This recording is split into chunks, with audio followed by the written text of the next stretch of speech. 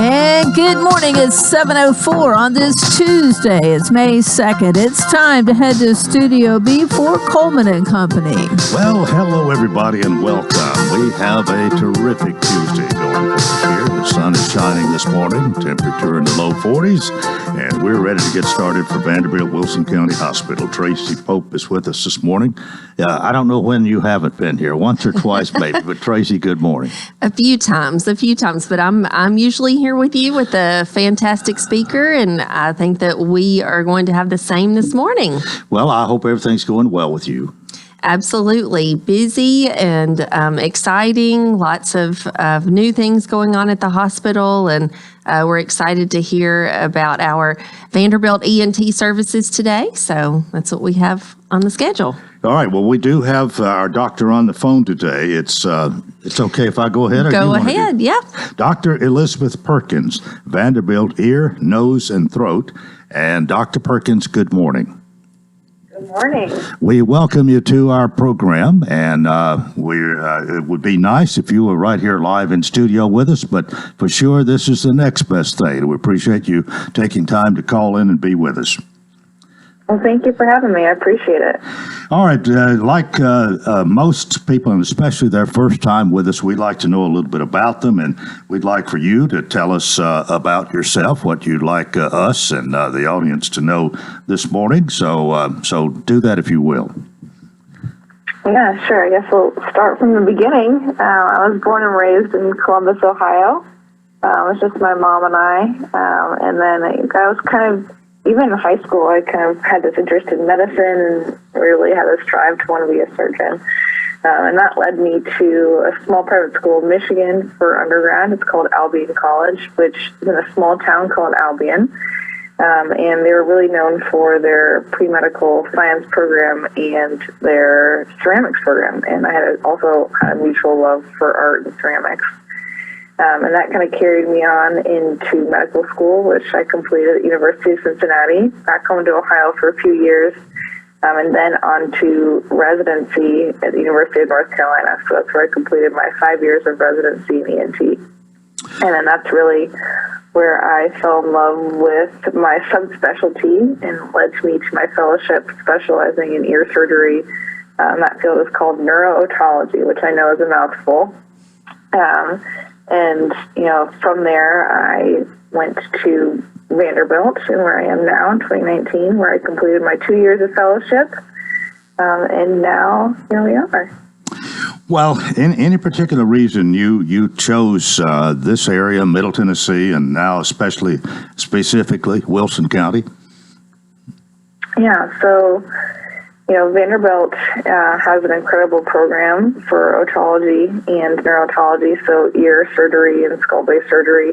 That's really what led me to want to train here in terms of, the volume of patients that we see. It's really a level of care that we offer that is incomparable to really anywhere in the South, in this part of the country. And, we had the opportunity to train at such an incredible program, and it's hard to leave. And I also do a lot of research in cochlear implants, and this is a great institution to do so. And kind of launched our expansion into Lebanon from their main campus to provide better, easier access of care for patients living in Eastern Tennessee. So you are pretty much doing what you set out to do, and even in this particular field of medicine and ear, nose, and throat and this sort of thing, this is what you decided a long time ago you wanted to do, and now we're doing. Is that right? Yeah, it's been a long road. Originally I knew I wanted to be a surgeon, but I didn't know what kind. It took me kind of a while to figure that out. But I eventually, stumbled on ENT and loved it for intricacies, and it's very, delicate, intensive surgery, especially ear surgery, and I just absolutely love that. And the ability to, really connect with people and change their lives through something that's so important to them. We all, our hearing, our voice, our facial expressions, all the things that help us communicate with the world, and to be able to help people do that is extremely rewarding. Wow. And, that's just another fantastic example of Vanderbilt bringing excellent quality care closer to home. Dr. Perkins has such a specialty and subspecialty and trying to bring that out to the communities where people live instead of everyone having to come into Nashville and into Vanderbilt for that service. This is fantastic. Well, where are you located? So now? Uh-huh.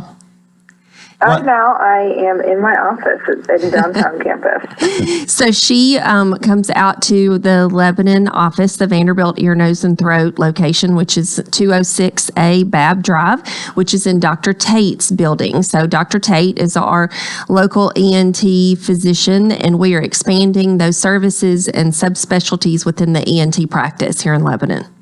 Okay, well, we know a little bit about where you are when you're in Lebanon. Now, let's, we know that Vanderbilt Ear, Nose, and Throat treats a wide array of diseases. It offers a comprehensive care. So let's talk about a few. What type or age of patients does your office see? All age ranges from, a few weeks old to, 98 years old. We see the full range.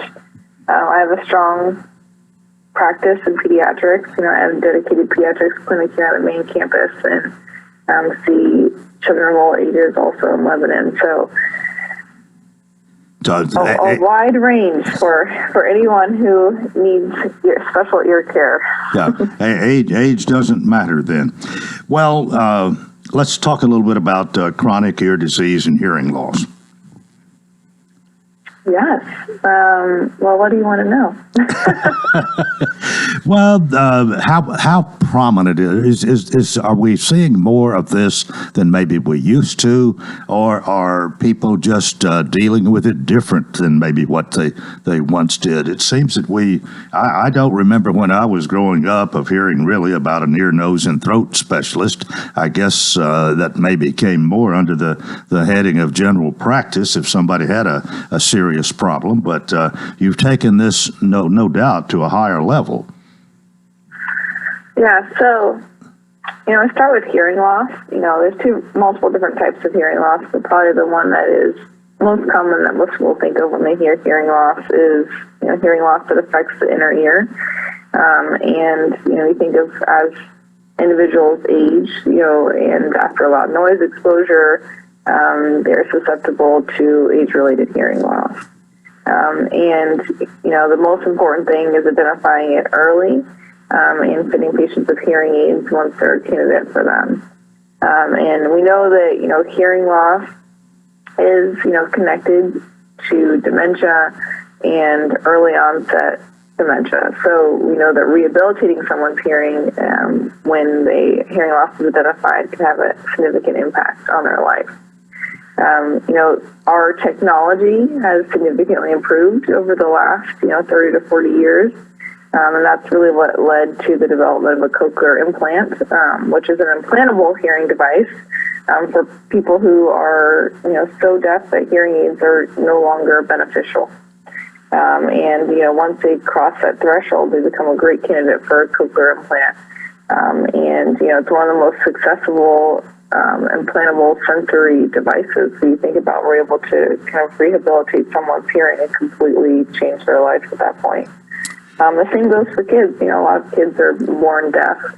And if we're able to implant them within the first 2 years of life, they will grow up to have completely normal speech and language development.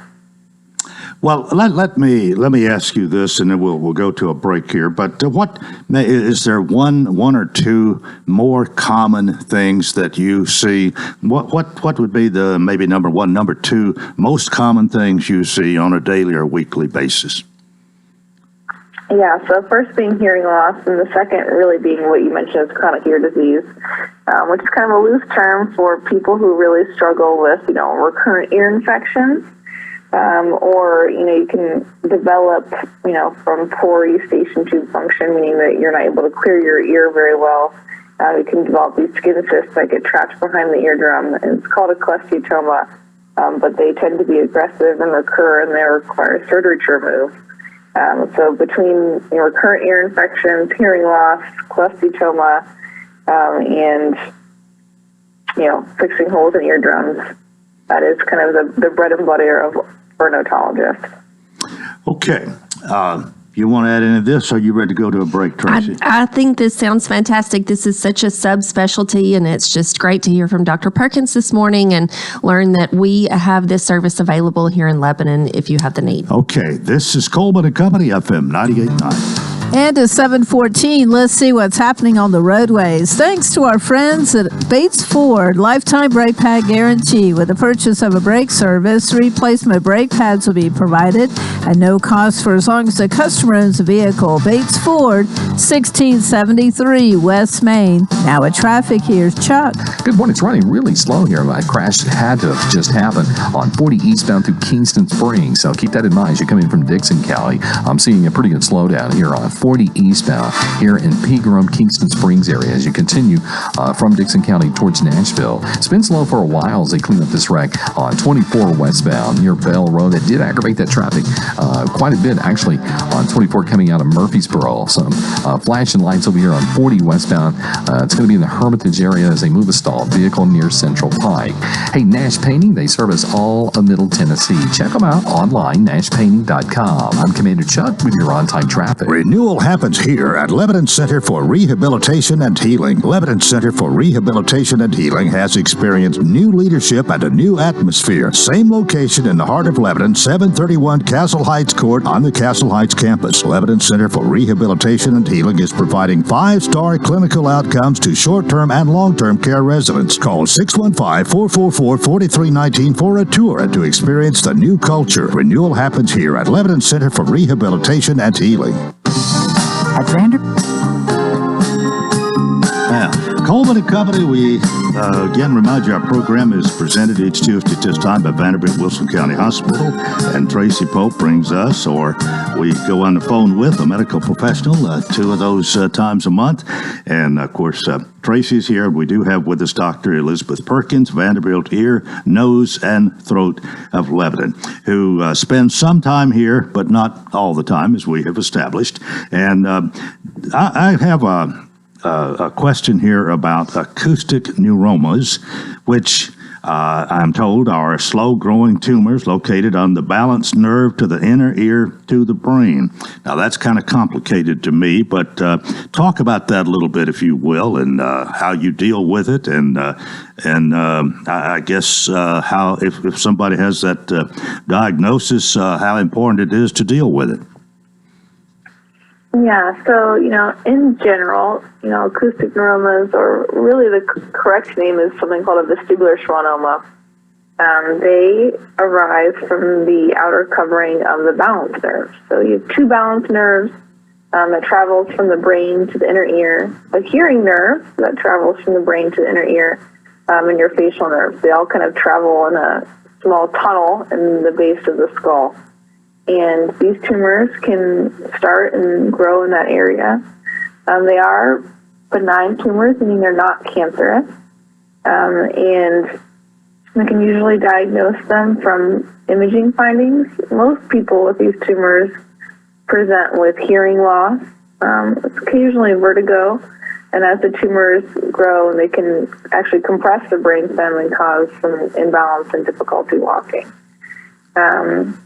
We see a lot of these patients. Patients come from really all over the country to Vanderbilt to be treated for these types of tumors. And because, we do such a high volume of them, it makes us pretty good at it. We have a great relationship with neurosurgery. But, not every one of these patients who gets diagnosed with these tumors needs surgery. So, the options for treatment include anything from just repeating an MRI in a few months to see if the tumor is growing. Some patients, we observe these tumors for years and they don't grow. And then radiation therapy and surgery. We tend to reserve surgery for patients who have growing tumors and larger sized tumors. But the nuances of that really also depends on the patient and their situation. How common is one of these tumors? I take it you don't see one every day. No, we may see as a group, well, there's 7 of us, so there's 7 neurotologists in our practice, and we may see, oh gosh, anywhere from 7 to 10 a month. Oh, okay. Which it's a lot. Mm-hmm. The incidence in the population is low. It's 1 in 100,000. But of course, we're extremely concentrated, and we see a lot of these patients. Okay, switching gears a little bit here. Help us to understand dizziness, balance problems, and fainting, and how all of this can work together. Yes. So the balance system is, extremely complicated, but it's also fascinating. And, we rely on 3 things to keep us in balance, and that's our inner ear, our eyes, to show us where we are in space, and the nerves in our feet actually and in our body kind of maintain our posture. And when any one of those systems are out of balance or not functioning properly, that can give the sensation of dizziness or imbalance. The most common cause of dizziness related to the inner ear is really positional vertigo. I'm sure a lot of people have heard of, BPPV, which is benign paroxysmal positional vertigo, which is, a lot of people say, loose crystals in the inner ear. And it's very treatable, and it's definitely the most common. Vertigo, people often, say they have vertigo versus dizziness versus imbalance, and asking really what's the difference. Vertigo we really define as like the room sensation of the room spinning around you, and that type of dizziness, vertigo, is really a lot of the times related to the inner ear. When you have a sensation of imbalance, or you're feeling like you're on a boat, that tends to say that, okay, well, maybe something else may be causing the dizziness, but there's a lot of things that can contribute to that sensation. Well, where does fainting come into the picture? Yeah, fainting, there's probably a lot of things that can medically cause fainting, or something to do with the heart or blood pressure. It's usually not related to the inner ear. And what about treatment and options regarding the dizziness and the balance problems and the fainting? Yeah, it really just depends on the cause. Positional vertigo is treated with, what we call the Epley maneuver, which is the head maneuver to reposition the crystals. Oddly enough, we have migraines that can cause sensation of dizziness and imbalance, and we treat that with migraine medicine. Very rarely can viral infections cause, dysfunction of the inner ear, and that's where, physical therapy is can take a huge role in trying to rehabilitate and strengthen the other systems that I mentioned to help improve the sensation of imbalance. So, a lot of times if your inner ear isn't working, you're relying on your inner ear on the other side, and your eyes and your feet to keep you in space and to not feel dizzy. So physical therapy is something that we use a lot for patients to help strengthen their balance system and their eyes and their postural system to really rehabilitate them and get them feeling better. Well, let me ask this. I'm just wondering, does this ever happen to both ears at the same time? Yeah, it's very rare. That's a great question. Those patients, you typically really struggle, and they require lots of physical therapy. And while it is rare, there actually is a team at Johns Hopkins that, similar to a cochlear implant, has developed something called a vestibular implant.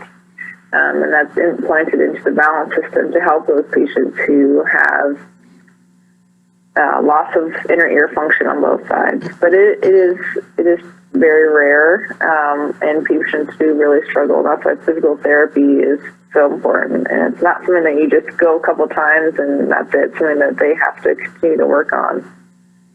All right, if you joined us late, our program, of course, presented by Vanderbilt Wilson County Hospital and Dr. Elizabeth Perkins. Vanderbilt Ear, Nose, and Throat Lebanon is with us this morning. Now, let's talk. I want you to tell us about the cochlear implant program at the Vanderbilt Bill Wilkerson Center. This is probably very much involved, very important. So tell us about it. Yeah, so kind of like I mentioned before, cochlear implant is an implantable device that we use for patients who have, severe hearing loss and are no longer benefiting from their hearing aids. And, once we determine that someone is a good cochlear implant candidate, we move forward with surgery. And we have an incredible team of surgeons and audiologists who have, helped make us into one of the largest the largest cochlear implant center in the United States, maybe within the world. We have developed what we think is a pretty great system of, once a patient's identified to be a candidate, we have coordinated appointments with the surgeon and the audiologist, and for the patient to get any necessary imaging that they need for surgery the day that they come to see us. We know we have people traveling, pretty far. And we do have a cochlear implant audiologist in Lebanon, and they are in clinic the same day that I'm in clinic in Lebanon, so those appointments can be coordinated. And we also have a cochlear implant coordinator who works with the patient to get all the necessary information and help schedule the appointment. I'm wondering what percentage of people with hearing problems wind up with this cochlear implant. Do you have any statistics you could share with us on that? Yeah, so that number is hard to give in terms of, if you think about all of the patients with hearing loss, so if you focus it down to the patients with congenital hearing loss who may be a candidate for a cochlear implant, the access to care is actually much lower than we would want. It's only about 12 to 14%, and a lot of that comes down to patient identification and awareness. Some people don't even know that cochlear implants even exist. And so one of the things that we're doing as a field is we work extremely hard to increase the access to care and educate patients in the community, audiologists, about the criteria for a cochlear implant to really increase that bottom number. Okay, we talked earlier about your office location, but I think we ought to give that out one more time here. Yeah, so our Vanderbilt Ear, Nose, and Throat location here in Lebanon is 206A Babb Drive. That's one of the buildings right in front of our main campus on Badur Parkway. And it sounds like Dr. Perkins is taking new patients. If you wanted to tell us a little bit about how patients are referred to you, do they typically come from their pediatrician, primary care office? How would a patient find you? Yeah, so either way, I would say the majority of patients that I see are referred from ENTs who've seen the patient and then identified an ear problem and then sent them along that route. But primary care providers and pediatricians can also refer patients to our office. Okay. Well, I don't know that we asked you this. How long actually have you had a part here in Lebanon? How long have you been coming to Lebanon?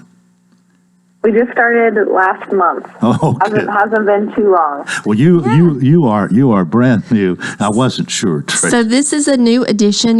Vanderbilt is continually evaluating the community in our area to identify services that have a need, where we can sort of share partners with the downtown campus. I don't know anyone that would say, "Oh, I love driving downtown. I love going to Vanderbilt University Medical Center. I love trying to find a place to park and go into the building." So sometimes when you do need that specialty, that's where you go and you don't mind the traffic, the parking, or anything. But we, as a Vanderbilt community, we are trying to identify those services that we can easily bring out to Wilson County, and this is one of them. And along with Dr. Perkins, we are recruiting and starting additional ENT services, so we will have several people in the practice joining Dr. Tate here this year. So we're excited to really build up the ENT practice here in Lebanon and including those subspecialties.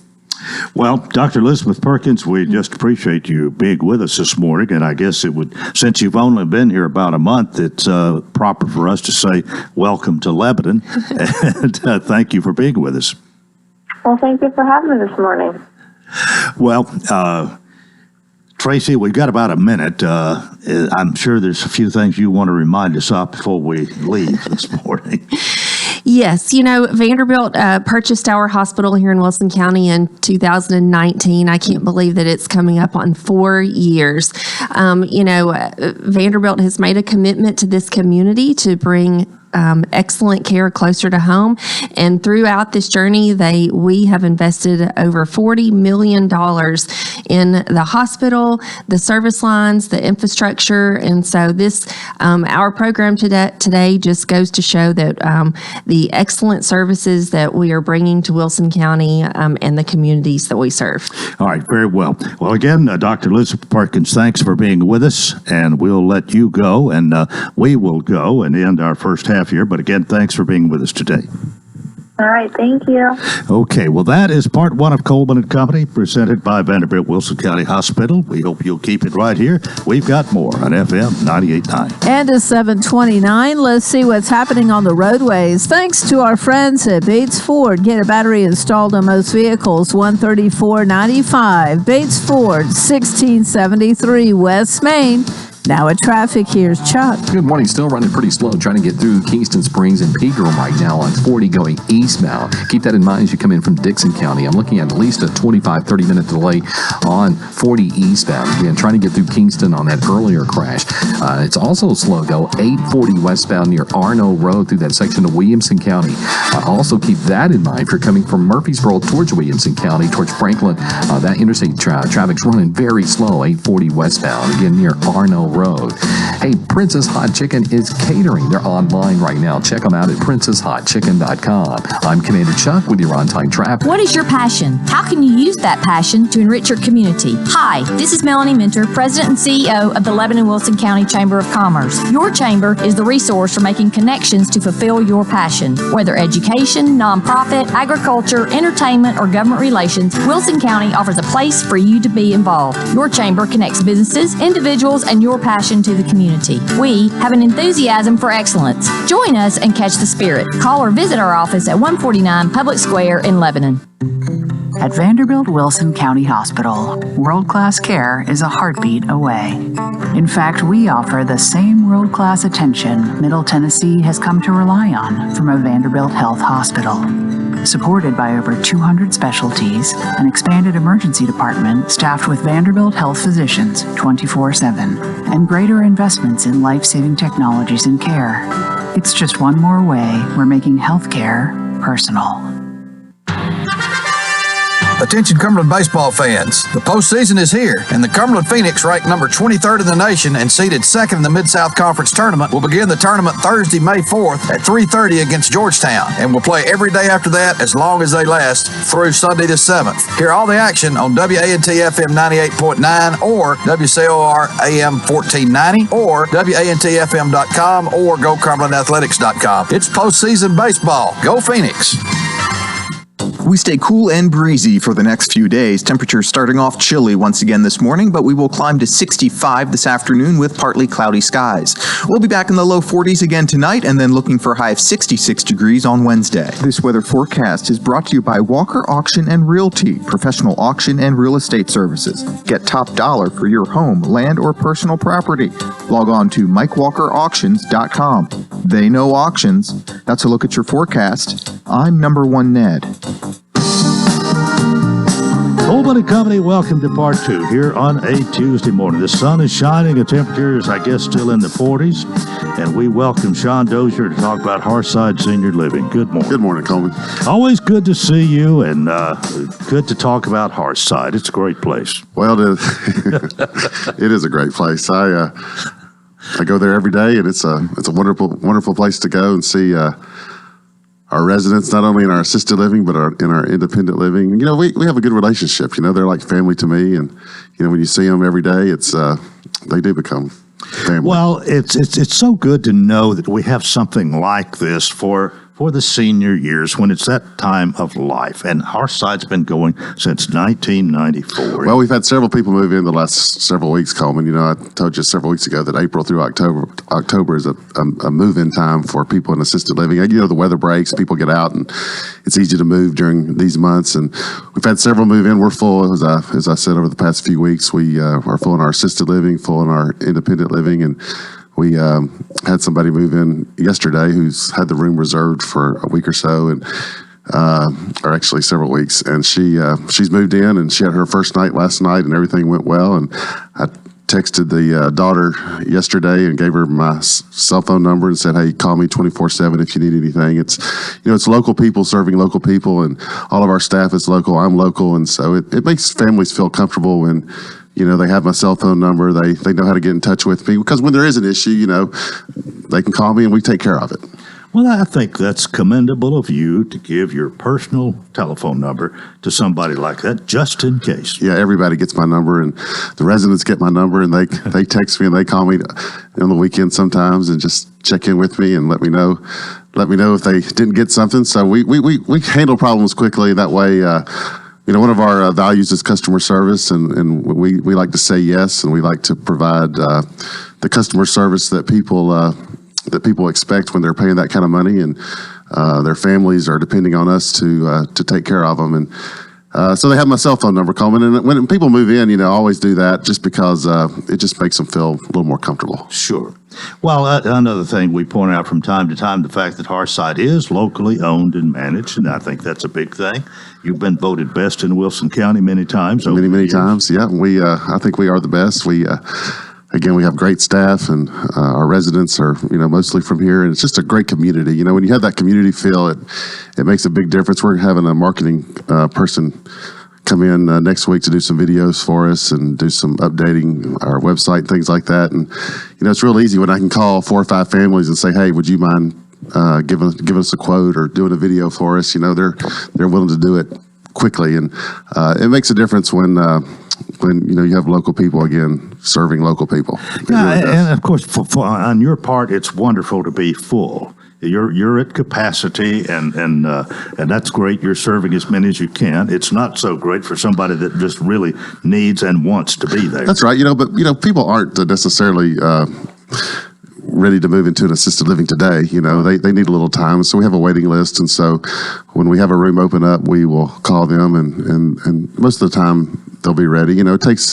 We have to get the room ready. We have to paint and maybe new flooring and just do a deep clean. And so it takes us a couple days, maybe a week or two to get it ready. But that waiting list is important, because when you're on that waiting list, you're the first person we call when we have an opening. And in fact, those in our independent living, if they want to move up to assisted living, they're first on the list as well. So we always have a built-in waiting list, whether it's the independent living or a waiting list that people want to come directly to the assisted living. It makes it nice to have those people to call. Well, if one of these days it's going to be warm weather again. I've been cold for like 2 months. Since that way, doesn't it? I don't know. Usually I don't really want the hot weather to show up quickly, but I don't know about you, but I've been cold these last few. It'd be all right with me if it was 75 or 80 degrees. Well, it's been great. Your people feel the It's same. been great weather. They've been on the porch. They don't get out in the morning, but afternoon they're out there walking around and sitting on the porch. And if you drive by, you'll see them out there. But it's been the afternoons. It turns nice on us. Are we ready for a Hearthside Hello? Yes, I was at the Empower Me luncheon last week, and I walked in the door and I was talking to somebody, and they said, "Are you Sean Dozier?" I said, "Yes." He said, "I recognize your voice." It's Zindel Murphy. Zindel Murphy is the director of maintenance over at the Expo Center, and he said he listens to you and me talk every Tuesday, and so I wanted to give a Hearthside hello to Zindel Murphy. I don't know him that well, but Maribel asked me yesterday who my Hearthside hello was. I said Zindel Murphy. He said he's a great guy. He'll be a great Hearthside. He really is. Has a responsible job. Does a great job. Yeah, that's what I hear. So I hope he has a great day. And Zindel Murphy, Hearthside hello. Well, when we get to the Hearthside Hello, that's what everybody's waiting to know who it's going to be this week. Now they know, and they there say, it is. "All right, Sean, you can go back to Hearthside." There it is. Hope you have a great week, and Coleman, I'll see you. All right. Thanks so week. much for being with us. Sean Dozier, Executive Director of Hearthside Senior Living, 215 Castle Heights Avenue North in Lebanon. We are about 22 before the hour, and Jeff Luttrell, our Director of Schools, is with us this morning. And Jeff, good morning. Good morning, Coleman. You and I are going to have to, at least during the baseball season, kind of do like Mike Jennings and I do every time he comes out here. First thing we start talking about is UT something because he's such a big fan. But you and I are both Cincinnati Reds fans, and they won 5 in a row before Sunday, and the pitching has let them down for 2 games. But I hope they're going to bounce back. Maybe they will. Did you ever have a desire to pitch for them? Maybe would that have been your ultimate team if you could have made it to the pros? Oh yeah, that was my growing up as a child. I used to listen to them. Had a radio set by my bed, and I'd listen to them every night. And Marty and Joe on the radio. Marty and Joe on the radio, and third grade I dressed up as Johnny Bench for career day, and then somebody let me know that I was left-handed and couldn't be a catcher. Disappointed me a little bit, but yeah, I've been a long-time Reds fan. Well, it's good to know as I get to know my guests more and more over the years. The more you come out here, the more regular you are, the more we get to know each other and love each other and so on. And I certainly appreciate you. I know you, as Director of Schools, you have a lot on your plate, a lot of responsibility on your shoulders, and you got to have a little diversion every once in a while, and I think baseball's one of yours. Yeah, I still keep up with the Reds. I don't get to watch them a lot, but about every night I'll check score and look at the box score. We used to do that in the paper. You do it the day after. Now with all of our technology, we can get it almost instant. So yeah, I do enjoy baseball. Did you have a school board meeting last night? We did. Okay, then we got a lot to talk about. Yes, we had a regular board meeting and had a large agenda, a lot going on in May, and I think it was one of those 4-hour meetings, if I looked at the clock right. But we started out, and probably the best part of the meeting was a recognition of several of our student groups, and we brought in some of our students that have excelled and wanted to recognize them. For instance, we brought in all of our career and technical CTE winners from state level, had several state champions, had 2 or 3 of our students have been elected state officers in their respective fields, and brought in our Special Olympics group, recognized them for their work. Got Mount Juke middle boys basketball team in there to recognize. Had a great year. We're runner-up in the state. Brought in Wilson Central wrestling team. I think team-wise went 38-2. This past season, so it was good to bring them in. We also recognized our county band and choir all-state students. We had several of those from 4 of our high schools, and that's quite an honor. The process they go through, mid-state, and then to be selected as all-state. Just a great group of kids with a lot of talent. We were entertained by Wilson Central High School. They brought in to perform 2 of their choirs, performed for us to open up the meeting. And then... so we not only have some good people in sports, we have some people who can sing and do other things. We do. We're very fortunate in this county with our school system and our students and our teachers and our leaders that are promoting our kids and their abilities all over the state, and they're recognizable within their groups, and we want to bring them to the board and do that. Then we also recognized had 2 students that were involved in the voter registration or voter sticker competition. Mm-hmm. And the election commission came to us and wanted us to participate, and our students did. And we had 2 of those students that when you go. So next year when you go and you vote, your sticker will be designed by a Wilson County student, and it's a pretty good deal. Glad to see those students, and the election commission was there and thanking them and what they did. And then we had I was presented a book from a special needs class out of Watertown, where they had published a book of their happenings this year and their memories that were made. And it's a pretty special moment for those students to be recognized for what they had done this year. So started off the meeting with a lot of student representation and recognition. And you're right, we promote the whole child. And we're doing a good job of that, and it was a good moment for Wilson Well, County. sports is important, but it's not the only thing. And these others, you may not be good at sports, but if you excel in another field, then I think you've earned the recognition. That's exactly right. And, our society's sports crazy, and they those students get the recognition, but we got a lot of other kids that are excelling, and we want to promote that. And then wrapped up with, of course, had to be mentioned, Colton Dow's former student at Wilson County was selected by the Titans in the draft, and that was made mention by a couple board members. So a good night. Well, I sent Chris Dowell a text yesterday congratulating him on his son being drafted by the Titans, and just hoping that one of these days he's going to be wearing two-tone blue. Wouldn't that be great? That is great. And all these things, what we do in education is we want our students to be able to fulfill their dreams. And all students have them. If they don't, we need to help them find that dream. And so it's good to see these students and former students that are excelling, and we need to recognize them. It's important. Okay, before we get to the other things that the board did, let's go ahead and take our break. Director of Schools Jeff Luttrell is my guest. We'll talk more in a moment on Coleman and Company, FM 98.9. And at 7:44, let's see what's happening on the roadways. Thanks to Absolute Kubota, high performance, high horsepower, 0% financing is still a thing. Now is the best time to save on new Kubota L Series tractors, rated #1 for durability and owner experience in the U.S.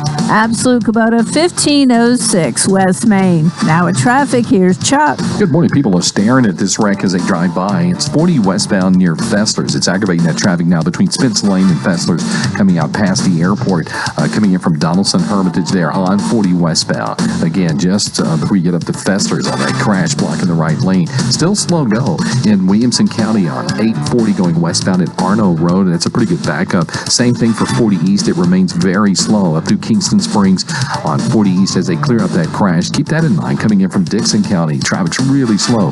40 East through Kingston Springs and Pegram. Nash Painting Services, all of Middle Tennessee. Check out their website today at nashpainting.com. I'm Commander Chuck with your on-time traffic. Welcome to Hearthside Senior Living, Lebanon's unique senior living community designed for seniors to age in place, all within a safe, comfortable, and Christian environment. Beautiful retirement homes designed for an independent lifestyle with maintenance-free living. Hearthside Senior Living also continues the excellent tradition of assisted living for those seniors who need additional services. Hearthside Senior Living, an independent retirement community and assisted living community, all on one campus in the heart of Lebanon. Call 615-443-1994 for a tour. The refreshing cool after coming in from a hot summer day. The perfect temperature to kick off your shoes and relax with a good book. When the weather heats up, a new Rheem AC system will surround your family in total comfort. Are you feeling it? Rheem, the new degree of comfort. Financing available through TVA's Energy Right program and your local power company. Call Randy's Heat and Air 237-3604. Rheem, the new degree of comfort. Coleman and Company, thanks for joining us. Jeff Luttrell, Director of Schools, is with us this morning. We've talked about the recognition done at the school board meeting last night. Now let's get with action that the board might have taken, and I'm sure there was plenty of things to discuss. There was. May's a busy month, and we had a lot of recommendations to the board to take care of some things. Some of it pretty normal procedures of renewing our student accident program and things like that. We did, believe it or not, accept our drink vending bid, Coke versus Pepsi, and they went with Pepsi due to their bid. Took care of some other items related to that. And then probably one of the biggest things was we're having some tennis court issues various places, and we had worked with an engineer to get some repairs. So looking at working on some of our tennis courts, and we got that bid approved. Well, what, they've just gotten disrepair, or? Well, one of the things that when you build a tennis court, just normal procedure, every 5 to 10 years, you're going to be looking at a surface issue. Okay. But we've experienced in some of our sites Watertown is one that, and we didn't approve that bill. We want to get the engineer to do a little more work on it. Maybe some moisture problem underneath. It's causing some pole issues. Similar at Mount Juliet, we've got some work to do there. So we've come up, our engineers have come up with a design we think will help us more permanently. But these tennis courts, and our kids enjoy that. We have great tennis programs. Many of our kids receiving scholarship money, and it's just it's part of the maintenance. It's in maintenance cost, especially in today's world. But we work through that, so we'll get those courts fixed here in the next few months. And can that be done during the summer vacation? Yeah, that's our plan. Yeah. Is when we still got some teams that are still playing. District and regions coming up. But yeah, we need to get those fixed this summer. Did approve our student handbook for the 23-24 year, and that's our discipline code and all that goes into that. Had some discussion on that. Any changes much from the previous? Not very few changes. Yeah. There's always some adjustments. Mm-hmm. You see trends in behaviors and things, and so we addressed some of that. Approved our Kids Club handbook and our TLC, Teacher Learning Center, their handbook and fees. Do want to point out that no fee increase in those programs from next year, so that's important for our families. You can do that with the way inflation is, more power to you. Yeah, and we've been able to do that and think that's important, and been some planning in the past that allows that. They carry a fund balance, and hard for me to sit there and raise rates when we've got a decent fund balance, and so that's exciting. And a lot of people don't understand that program but if it's before school care and after school care, and then it's daycare for our teachers during the school day, and it's a huge benefit to Wilson County Schools.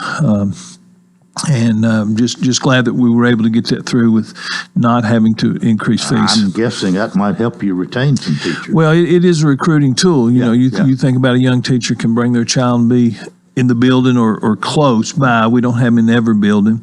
And then for our working parents, too, that's a big thing to know after-school care is provided at the school where their child attends. And those are really strong programs. So excited that we didn't have to raise fees, and we'll always try to keep those fees as low as possible. And just some other things, looked at some of our health plan summary. We're continuously trying to look at our benefits and do things that help our employees. And, a lot of people don't look at our insurance program, and we still have an insurance. We're self-insured, but we still have an insurance plan for our employees that is $500 deductible. And I can't remember offhand, the out-of-pocket is somewhere $1,500, $2,000, which in this we've looked at and talked to the state government with their plan, and we've looked at some other.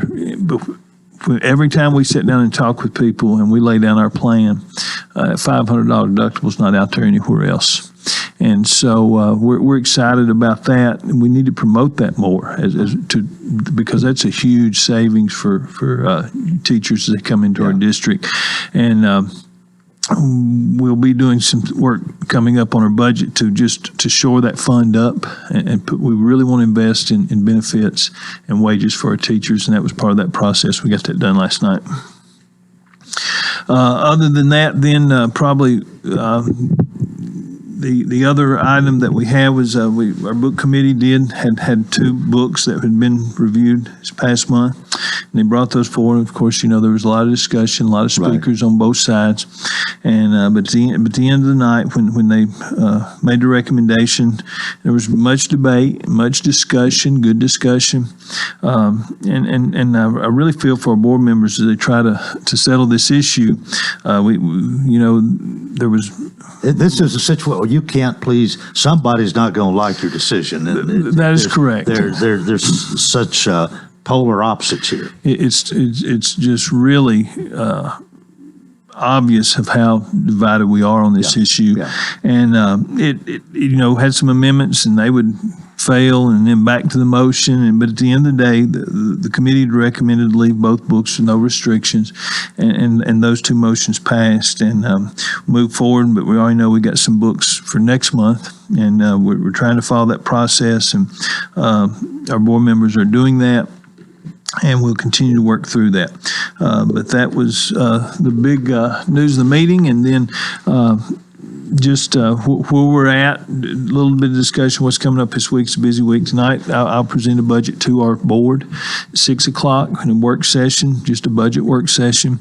And then Thursday night, we've got scheduled, if we need it, to come back. And then May the 8th, we'll have a special call meeting to present the final budget to them and ask for their approval. And then once we get that, I think our date to go to the county commission will be May the 22nd. What are you and your finance director? Are you the two that do the most of the work initially for the budget? Well, we are. You know, the way I look at budget is this process started months ago. I believe that in priority budgeting, I believe you set here's our goals, here's what's important, it's where money needs to go to. And so we've laid some things out early in discussion with department heads, and we involve department heads. There's a process where they turn in the budget to us, and then we go through it, and then we meet with them and justify and talk about. And then it comes down where we put it together, and then we take it to the board for their input. But I will share. I don't want to share a budget until I share it to my board members. But the priorities that I established this year, I think first thing we have to do is the number one priority in our budget this year is addressing our classified staff pay plan. You're going to see a new pay plan. You're going to see an increase. We're going to propose an increase in pay, starting pay. Going to move them to a step system where there's a raise every year, not waiting every 4 or 5 years, and extending that out to 20. I think it's 25 years where we're topping out at 20. We've got it's critical. Right now, some of our starting pay is as low as $9.50 to $10 an hour, and we just can't find workers. And then on the top end of that, those people have been with us 15, 16 years that can walk out and make a tremendous amount more money. We've got to address that. We need to keep our good people in our schools working with students. So that was the first priority. The second priority was we need to ensure that our insurance fund is where it needs to be. For years, we've put $6,600 or $6,500 per employee, and we pay 100% of our employee. Well, I mean, that's been that way for years. In the past, we've passed some of that on. At years, sometimes we've had to have employees pay a portion. But we're committed into working on our benefit package, so we're going to increase our commitment and raise that number up to make sure that we're taking care of that self-insurance fund. That's a huge priority. Third priority that we have in our budgeting this year is we need to continue to address our classified teacher pay. And so I will be presenting a raise within our budget for our classified teachers. And that's important. You know, last year we went to a step pay plan with the understanding that every year we would take a look at what we can do. And I'm committed to that. Of course, the governor has passed into law, and I think he has already signed, that starting pay has to be at $50,000 here within the next 3 or 4 years. So we've got to start making those incremental moves right now. And when we do that, then that's going to bump up the rest of our pay plan as well. What's starting now? Today we're 41.6. 41.6. So we know we've got to make up, what is it, $8,400 here in the next 4 years. So we've got to do that incremental. You can't wait and do that at once, and we don't want to. We want to continue. So we will do that. And that was the three big major priorities I had, and I think that's how we're going to see our board, or give it to our board. Of course, they make the final decision, but I think it's going to be a good budget. These work sessions then are going to be really important. And they are. That's where you answer questions. And, you know, one of the things I've learned, when you sit and talk and you have good discussion, there's learning opportunities, and it involves more people. And so the way we scheduled it, if we learn something tonight, our board's saying, wait a minute, here's a priority we want. Look at that. And in this budget, we're going to have to add new positions due to our student growth. And we try to look at, can't do it all. I tell everybody, you know, and I meet with principals and I meet with department heads and everybody, which I want department heads that really focus on their department.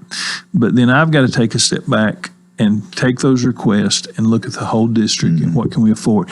And we're going to be able to do some things this year because of the new funding plan. And I'll give credit to as we're getting into it now, we're just getting into it, and we're operating off of projections, which is a little bit hard to do. But I can already see that there's going to be increased state funding, and we're going to prioritize that and put it where we have our greatest needs.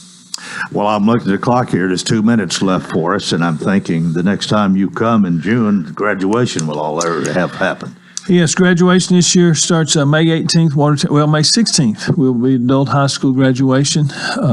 Already know there's over 175, I think, of those graduates, and they're getting them completed every day. I get emails, so that's a great graduation. May the 18th will be at Watertown High School on the football field, hopefully.